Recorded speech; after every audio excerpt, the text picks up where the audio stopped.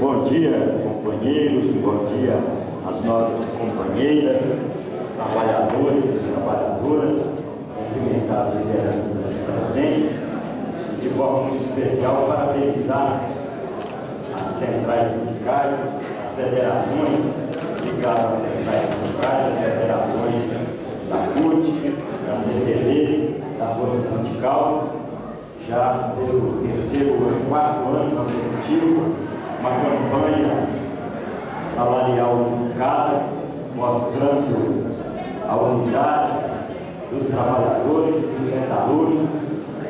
Isso para nós é muito importante. A força dos trabalhadores passa muito pela sua unidade.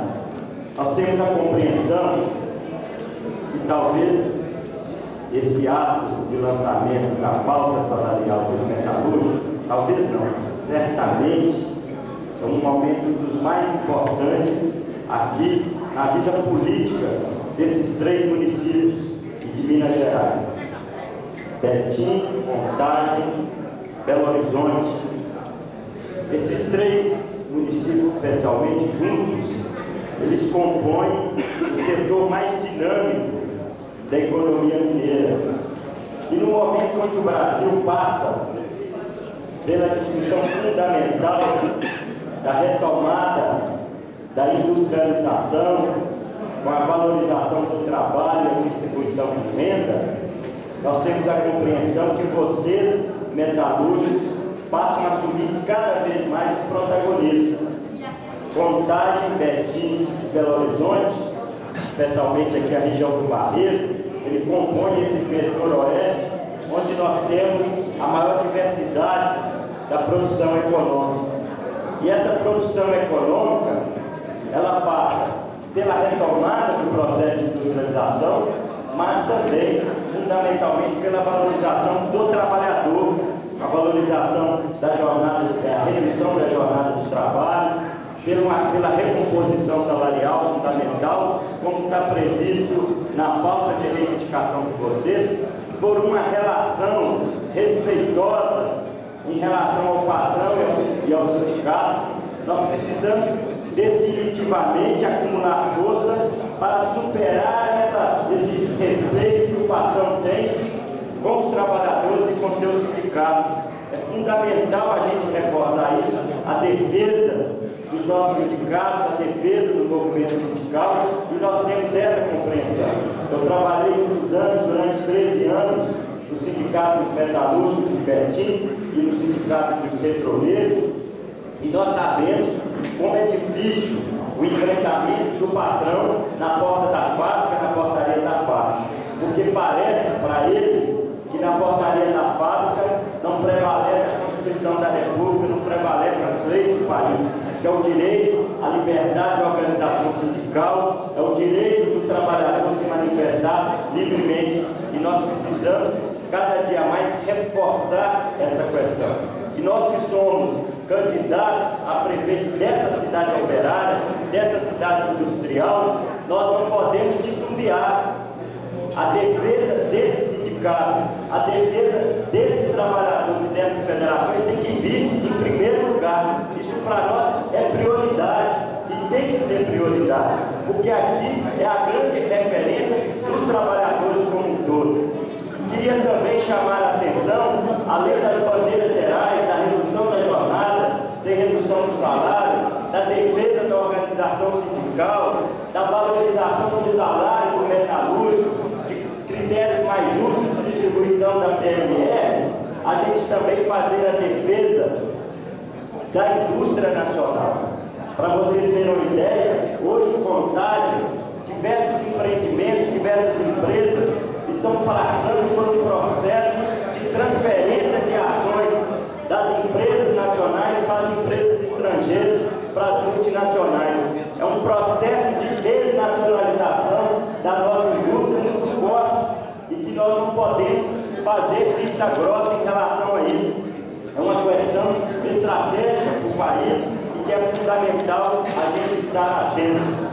Queria também dizer para os senhores operários metalúrgicos, as senhoras operadas e metalúrgicas, que essa categoria ela é referência fundamental trabalhadores.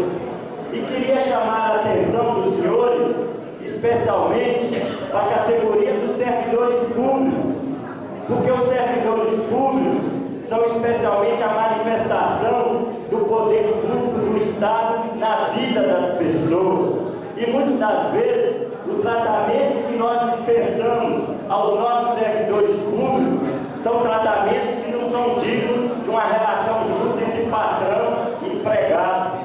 Hoje nós assistimos uma desqualificação do serviço público prestado em nossas cidades, e esse serviço público, que às vezes não atende o anseio de nossa população, é muito em função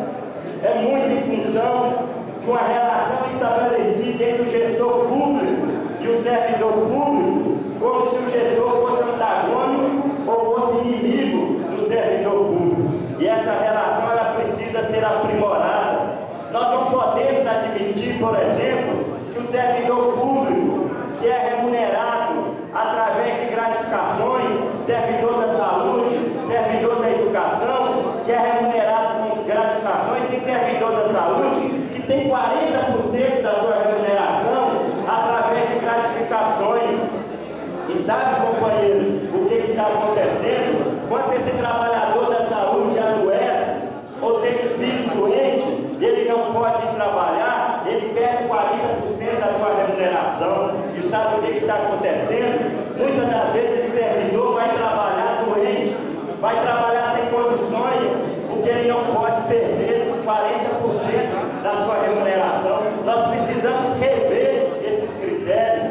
Tem se estabelecido também, em nome da famigerada Lei de Responsabilidade Fiscal, tem se estabelecido planos de carreiras para o servidor público que não respeita tempo de serviço, que não respeita e não valoriza a sua formação profissional, seu desempenho profissional. E os planos de carreiras desses municípios têm achatado e têm congelado o desempenho da carreira desses servidores. E sabe uma coisa que é praticamente tabu falar entre os servidores públicos? Aquilo que vocês defendem aqui com muita força, com muita razão, que a redução da jornada de trabalho sem redução de salário, vai falar isso lá para o servidor público, vai lá defender as 30 horas para o servidor público da educação, o auxiliar de educação ou para os auxiliares da saúde. Há 30 horas no serviço público, parece que é pecado capital falar, e nós temos que ter a coragem de botar o dedo na ferida e dizer que é preciso sim também ter redução de jornada, sem redução de salário, para o servidor público, para que ele possa trabalhar em melhores condições e defender com mais dignidade o seu posto de trabalho. Outra questão fundamental que nós estamos assistindo, nós assistimos um apagão do sistema de saúde pública. Agora o servidor público também vive o caos. Uma cidade como Contagem, nós não temos um centro de referência do servidor público. O servidor público, quando pega um atestado médico, ele tem que ir lá em Belo Horizonte para submeter a avaliação desse atestado médico. E quando ele vai, ele costuma perder até o dia de trabalho. Essa é uma relação injusta que tem se estabelecido entre o poder público e os seus trabalhadores. Isso é preciso rever, é preciso ter uma relação mais respeitosa. Precisamos também valorizar o sindicato dos servidores públicos, o Sindiúte, que tem aqui a nossa presidenta da CUT e que sabe a força que é e como é difícil fazer essa relação, e isso também tem uma relação conflituosa entre esses três municípios. Então nós sabemos que os metalúrgicos são referência, e o que vocês fazem aqui serve de exemplo, serve de referência para outras categorias profissionais. Então viemos aqui, nós do PCdoB, viemos aqui com toda a nossa equipe. Podia ter qualquer atividade hoje de manhã, todas as atividades pela manhã de hoje, eu mandei desmarcar o que é prioridade, porque se a gente não priorizar aquilo que é a vocação principal da nossa cidade, que é a vocação industrial, que é a vocação metalúrgica, se eu não valorizar o principal sindicato e a principal categoria dos trabalhadores do nosso município, eu vou valorizar o quê? Eu vou seguir na política para quê? Para valorizar